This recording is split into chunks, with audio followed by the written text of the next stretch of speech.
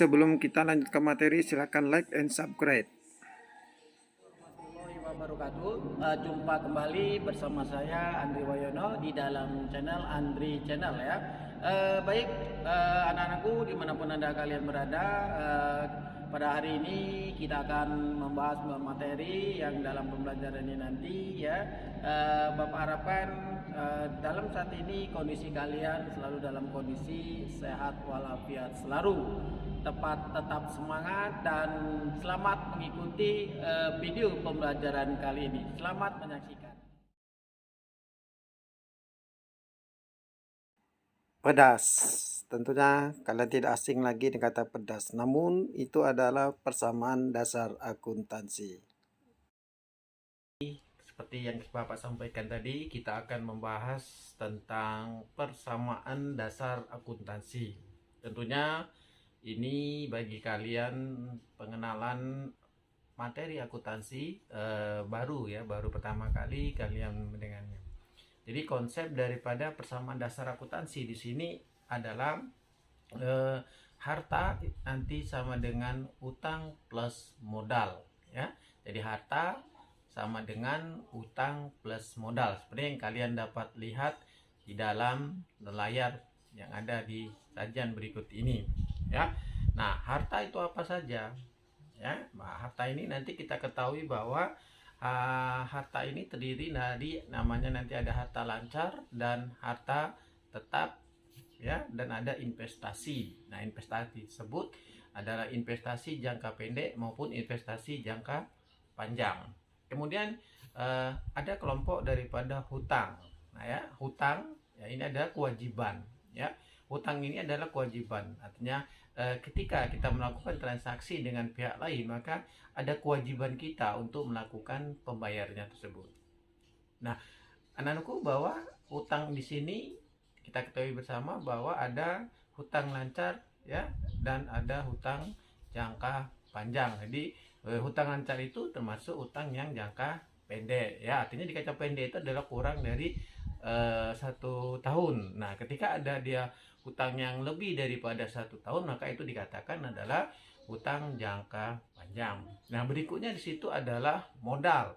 Nah ya, nah di dalam modal di sini ini kita katakan bahwa itu adalah kekayaan yang dimiliki daripada suatu perusahaan ya. Nah, jadi dalam konsep dasar akuntansi ini selalu ada persamaan di dalamnya, itu bahwa harta akan selalu sama dengan utang plus modal ya. Itu yang konsep yang pertama yang harus kalian pahami. Lantas bagaimana ketika kita dalam konsep persamaan dasar itu kita akan mengetahui bahwa harta ya, ketika ada data nanti ada data harta ya, ada utang dan modal. Ketika kita mencari harta, tadi sudah kita bawa harta akan selalu sama dengan utang dan modal. Nah, sekarang bagaimana ketika kita mau mencari modalnya ya. Jadi untuk mengetahuinya bahwa modal itu sama dengan harta dikurang utang ya. Nah, sekarang bagaimana dengan hutang? Berarti untuk mencari hutang itu adalah harta dikurang dengan modal. Nah, itu yang kaitannya dengan konsep dasar akuntansi ya, yang anak-anak harus ketahui. Berikutnya di sini adalah berikutnya yaitu tentang pembagian tadi. Kita rinci satu-satu dahulu tadi ya. Seperti saya katakan bahwa harta ini ada dua secara garis besar ya, ada harta lancar dengan harta tetap ya. Nah, tadi saya sudah katakan bahwa harta lancar di sini adalah jenis ya, jenis aset yang akan dapat segera dicairkan menjadi uang kas. Nah, contohnya apa? Contohnya adalah kas ya, piutang, perlengkapan, sewa dibayar di muka ya. Ini adalah kelompok daripada harta lancar. Nah, yang kedua di sini adalah aktiva tetap. Nah, aktiva tetap ini adalah aktiva ya, yang umur ekonomisnya lebih daripada 1 tahun ya. Itu konsepnya di situ ya. Nah, misalkan apa? Ada gedung, ada peralatan, ada kendaraan. Nah, itu adalah merupakan aktiva tetap ya.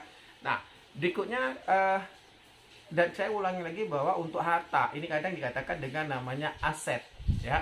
Nah, berikutnya tadi ada utang dan modal. Nah, ini dikatakan juga sebagai kelompok pasifa ya, kelompok pasifa. Nah, utang ini terdiri apa saja? Jadi ada utang bank, ada utang gaji, ada utang usaha.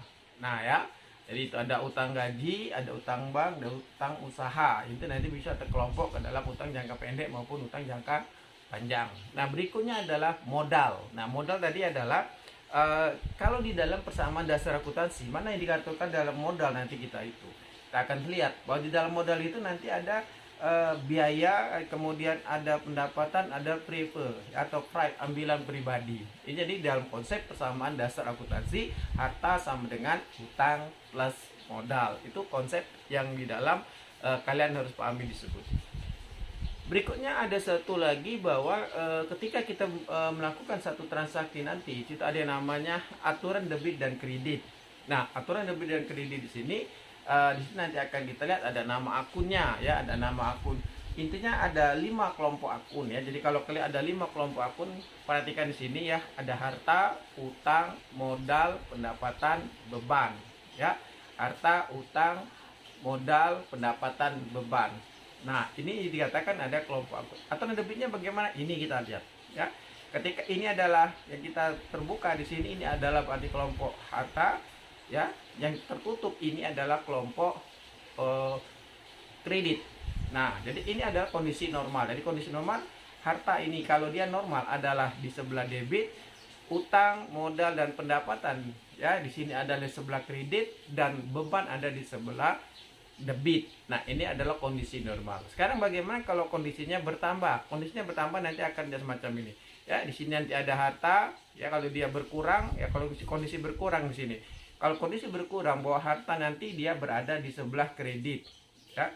Kemudian kelompok utang, kelompok modal, kemudian kelompok pendapatan, kalau dia berkurang dia akan di sebelah debit, dan untuk beban kalau dia berkurang berada di sebelah kredit. Nah, ini adalah konsep dasar sekali ketika kalian belajar masalah akuntansi, khususnya adalah persamaan dasar akuntansi. Ya. Nah, oke anak-anak, hari ini kita coba nanti akan melihat bagaimana persamaan dasar akuntansi itu sendiri. Ya. Oke, nanti kita akan lanjutkan kembali. Silakan kita akan lihat kembali. Ya, terima kasih. Nanti untuk angka selanjutnya kita akan melihat transaksi ya, bagaimana dalam konsep persamaan dasar akuntansi itu akan terjadi ya. Nah, contoh nanti kita lihat, kita misalkan ya, ada satu transaksi di mana kita misalkan saya ambilkan contoh bahwa pemilik perusahaan menyetorkan uang sebagai modal usaha. Nah, kita lihat di situ tadi bahwa ada pemilik perusahaan menyetorkan uang kepada perusahaan misalkan sebesar 10 juta. Nah, itu nanti dalam persamaan dasar akuntansi pengaruhnya adalah berpengaruh terhadap harta dengan modal ya. Di satu sisi harta dalam hal ini adalah kas itu bertambah, kemudian di sisi lain modal itu adalah bertambah juga. Jadi pengaruh ketika ada satu perusahaan di mana pemiliknya menyetorkan uang kepada perusahaan, maka di situ nanti pengaruhnya adalah harta dengan modal. Hartanya dalam hal ini kas bertambah, kemudian modal dalam hal ini modal usahanya itu juga bertambah sebesar 10 juta. Nah, demikian anak-anak untuk pertemuan kita pada hari ini. Melalui video pembelajaran di sini, nanti kita akan lanjutkan pada video selanjutnya untuk memperjelas bagaimana dengan contoh-contoh yang lebih konkret dengan persamaan dasar akuntansi itu sendiri. Demikian, saya harapkan nanti dapat kalian pahami lebih lanjut.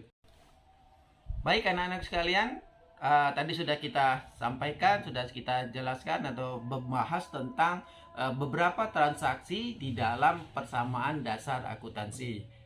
Mudah-mudahan dalam video pembelajaran kali ini bagaimana kita membahas transaksi dalam persamaan dasar akuntansi, kalian dapat paham dan akan ditindaklanjuti nanti dengan menyelesaikan tugas-tugas ataupun transaksi-transaksi lain yang akan Bapak berikan di materi kita pada Google Classroom-nya. Ya. Demikian jadi kesimpulannya pada hari ini bahwa transaksi itu terjadi karena bisa berpengaruh terhadap beberapa. Pertama, satu transaksi berpengaruh pada harta dengan harta, satu transaksi berpengaruh harta dengan utang, satu transaksi berpengaruh harta dengan modal, dan ada terakhir itu adalah satu transaksi nanti akan berpengaruh harta dengan harta itu sendiri.